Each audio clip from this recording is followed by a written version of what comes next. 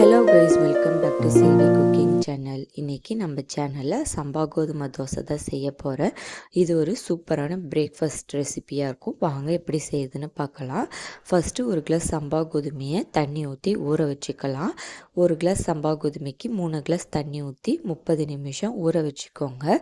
இது ஊறட்டும் நல்லா. இது நல்லா ஊறினதுக்கப்புறம் நம்ம மிக்சியில் ஃபைனாக அரைச்சிக்கலாம். அது கூட ஒரு சில பொருள் சேர்க்கணும்.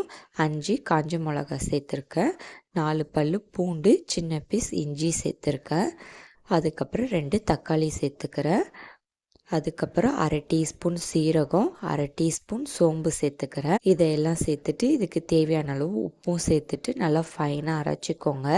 இது நல்லா ஃபைனாக அரைச்சிக்கிட்டதுக்கப்புறம் ஊற வச்ச சம்பா கோதுமையை இதில் சேர்த்துக்கோங்க. சம்பா கோதுமையை சேர்த்துட்டு அதில் தண்ணி இருந்ததுன்னா தண்ணியும் இதில் சேர்த்து நல்லா ஃபைனாக அரைச்சிக்கோங்க. இதை அரைச்சதுக்கப்புறம் ஒரு பவுலில் ட்ரான்ஸ்ஃபர் பண்ணிக்கிறேன். இதில் 5 டேபிள் ஸ்பூன் அரிசி மாவு சேர்த்துக்கிறேன். அரிசி மாவு சேர்த்து நம்ம தோசை சுடுறப்ப ரொம்ப கிறிஸ்பியாக வரும். இதை நல்லா மிக்ஸ் பண்ணிக்கலாம். மாவு இந்த மாதிரி திக்னஸில் இருக்கணும்.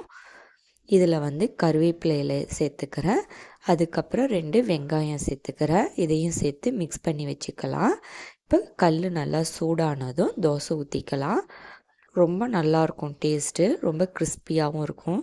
இதுக்கு தேங்காய் சட்னி, கார சட்னிலாம் வச்சு சாப்பிட்றப்ப ரொம்ப நல்லாயிருக்கும்.